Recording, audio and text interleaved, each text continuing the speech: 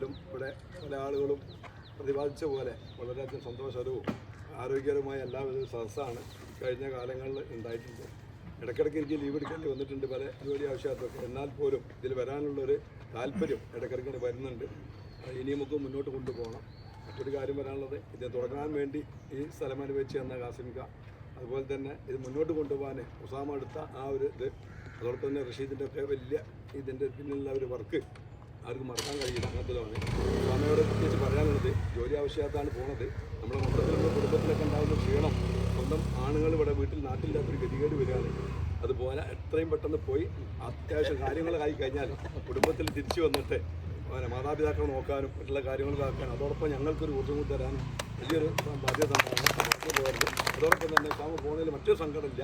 നല്ല 2 ട്രെയിനർമാരെ ഞങ്ങൾ തന്നിട്ടാണ് അത് പോകുന്നത്. അതുകൊണ്ട് വളരെയധികം താല്പര്യമുണ്ട്. മാത്രമല്ല ഇതിൻ്റെ തുടക്കക്കാരൻ അതൊരു ഫേസ് കട്ട് പോലും നമ്മുടെ ശശിസാറുണ്ടെന്ന ആ ഒരു ഇതിൽ കാണുന്നുണ്ട്.